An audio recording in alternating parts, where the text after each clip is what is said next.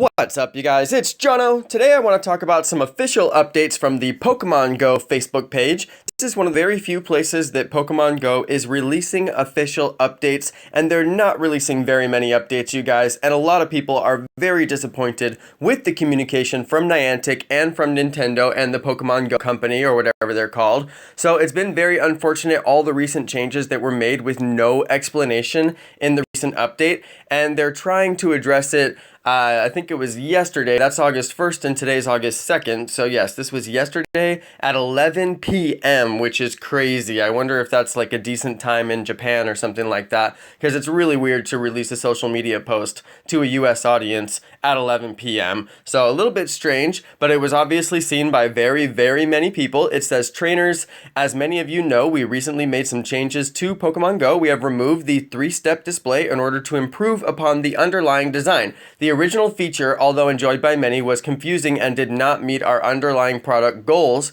We will keep you posted as we strive to improve this feature.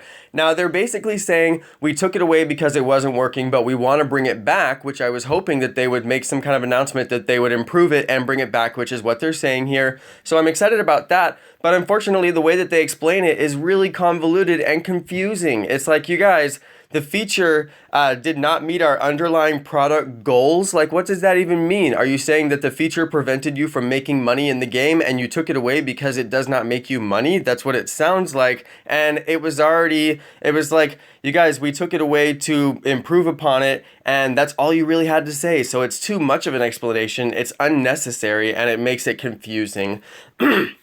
Okay, so let's move on to the next update. We have limited access by third-party services, which were interfering with our ability to maintain quality of service for our users. That's a really strong statement, because what they actually did was serve cease and desist letters, which is a legal letter that you send somebody right before you sue them, and they serve cease and desist to Pokévision and all of the other augmented reality services that would tell you where the Pokemon are located. Now, the interesting thing is that Niantic actually made the API available. I'm fairly certain that the API was made available by Niantic, and these people were simply plugging into the API, and they've now been served cease and desist letters. So I'm not sure how exactly that works, but I don't think that they did anything that wasn't basically anticipated to be done by the community in the first place, but they can't handle the server load, so they served everybody these cease and desist letters, which I think is crazy, and that is the reason why all of those websites are down. They are super down, like they're not even up anymore, because they got those cease and desist letters. So it's really important to note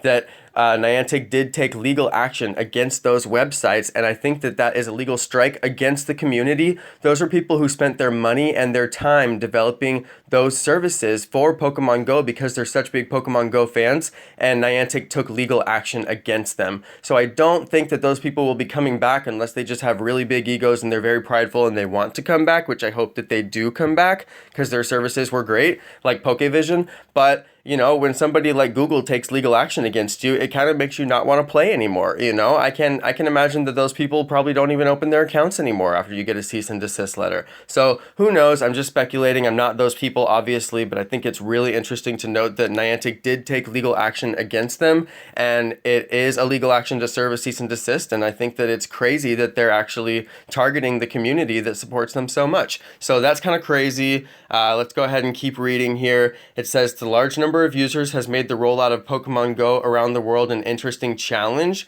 We aren't done yet. So it's like you guys are limiting third-party access because of your own rollout challenges. And I don't know, it just seems unfair to the people who spent their time and money developing those websites and developing those third-party services, and they all had to take them down. So it's unfortunate. I do actually want to confirm that Pokévision is down, so let's head over to Pokévision. Pokévision, I think it's down. I wonder if the website still has anything there, just to reference what used to be. It seems like our services are currently unavailable. Please visit our Twitter for updates. So let's go ahead over to their Twitter and see if there's any kind of official announcement that supports any of the things that I was saying in the video. See if we can get over there quickly enough. They're giving credit to Niantic and Pokemon Go, probably because they were anticipating legal action at that point, because that was 2 weeks ago or so. And yeah, they haven't made any reference to any legal action, which is probably part of the cease and desist. I don't know, who knows. But yeah, it's very interesting that these guys are just shut down, and they were actually a really big part of the community that was really awesome. So it says here, we have read your posts and emails, and we hear your frustration from folks, blah, blah, blah, blah, blah. All you guys missed the features. They want us to know that they've been working crazy hours to keep the game running and will continue to launch globally. They're explaining why they haven't tweeted much. It's like, maybe you should just stop paying your social media people if they're not going to tweet for you, because why are you paying them if they're not going to say anything to us? So that's kind of crazy to me. I also work in social media, and I try to give people timely updates, even when they're updates about things that I'm not proud of, like when people, hack my website and do crazy stuff to me. It's like, sure, I still got to tell the people, like, this is what's going on. So anyway, that's my update from the Pokemon Go people. I just wanted to cover that for you guys. This video is kind of addressing the different things going on at the Pokemon Go Facebook. They also had some issues with iOS. I'm going to see if I'll do another video about that, but I don't use iOS, so I probably don't have much to say about that. I just think it's unfortunate those people had login issues.